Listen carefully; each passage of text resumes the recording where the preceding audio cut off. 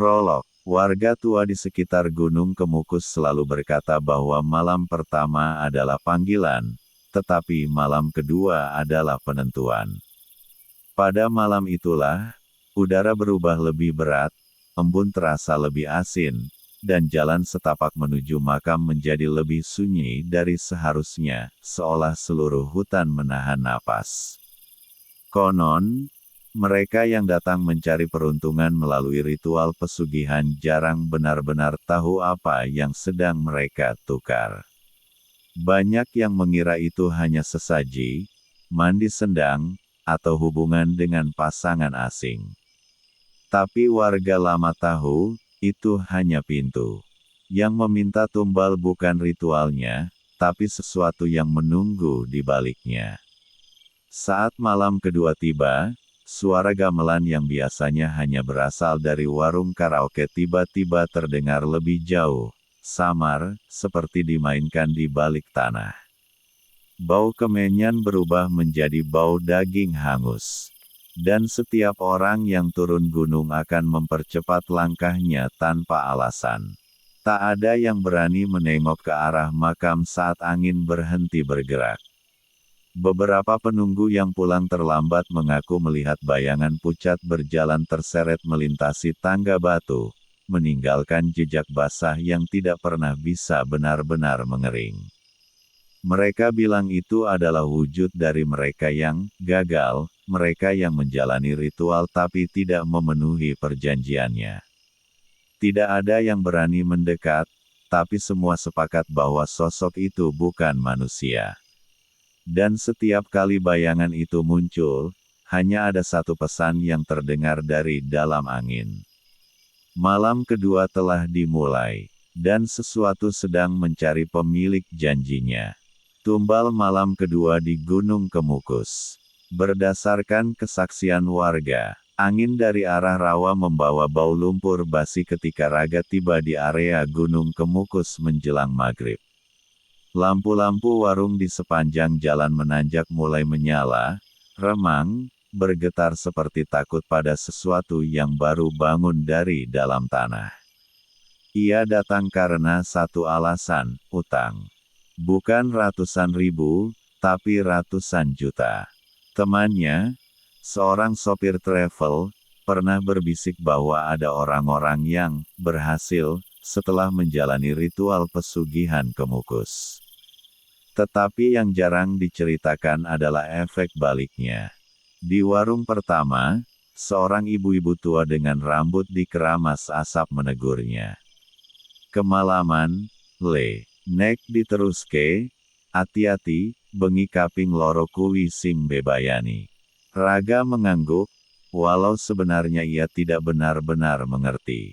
Pada malam pertama, ia mengikuti ritual seperti yang diajarkan, mandi di sendang kecil, menabur bunga ke makam Pangeran Samodro, dan melakukan penyatuan dengan pasangan yang bukan istri, sebuah praktik yang menurut cerita warga adalah bentuk pengganti atau tumbal yang sifatnya bukan sekadar hubungan fisik, tapi membuka jalan bagi makhluk lain masuk ke dalam kehidupan peserta. Namun Raga, yang nekat dan terjepit, melakukannya juga. Pada malam pertama, tidak terjadi apa-apa. Tapi malam kedua, semua berubah.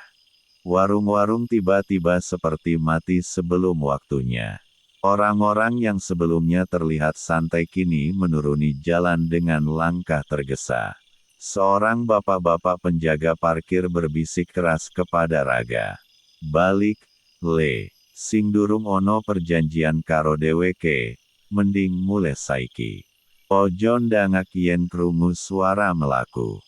Jangan mendongak kalau kau mendengar langkah kaki. Raga keningnya berkerut. Suara apa, Pak?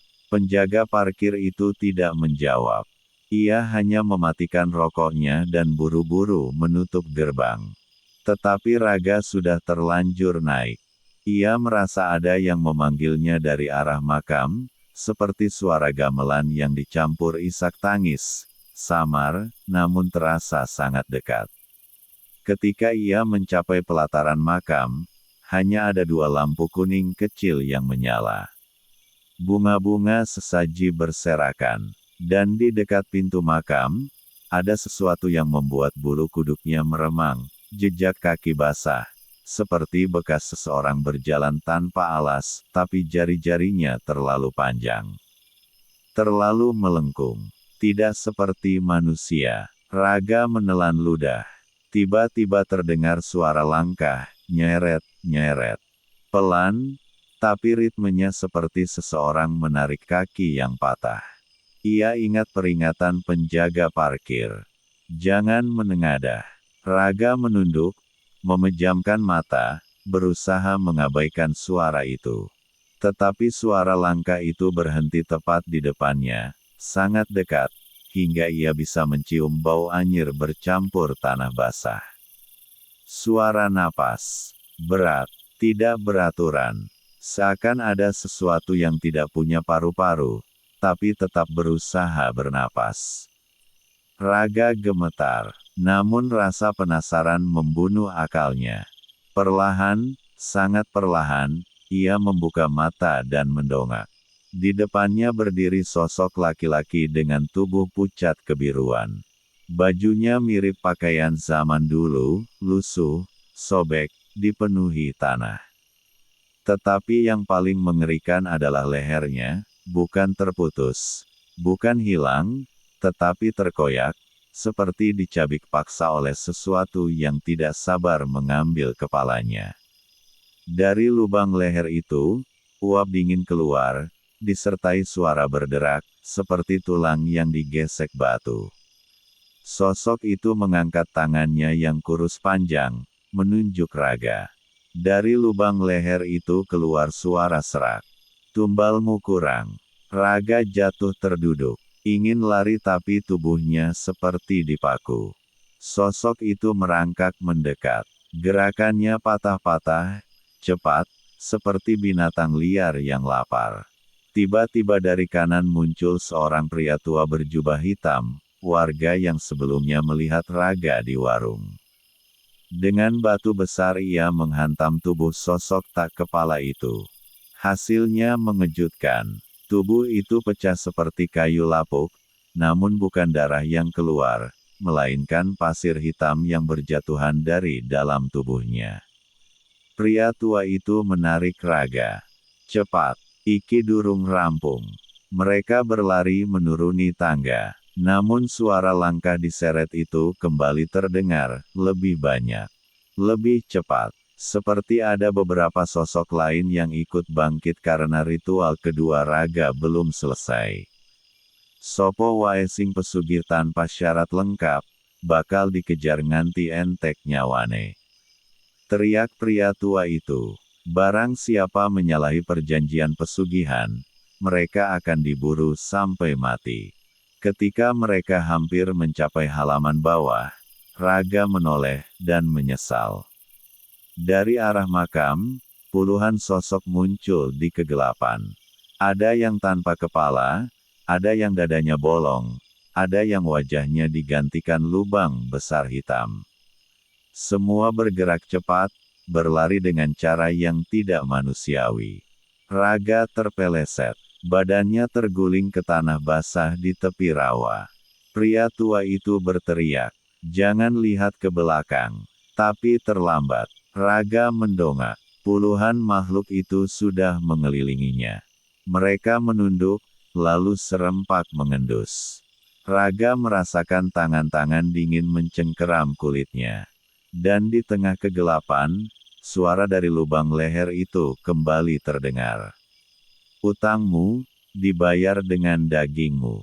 Jeritan Raga menggema menembus pepohonan. Keesokan paginya, warga menemukan hanya dompet Raga yang tersisa di dekat rawa. Tubuhnya tidak pernah ditemukan. Tapi beberapa malam setelah itu, warga yang melewati makam mengaku melihat satu sosok baru, berjalan terseret, dengan bagian perutnya bolong seperti digerogoti dari dalam. Sosok itu berdiri di dekat pintu makam, seolah menunggu. seolah ingin mengulangi kisahnya pada mereka yang datang mencari kekayaan instan. Dan setiap malam kedua, suara langkah itu kembali terdengar.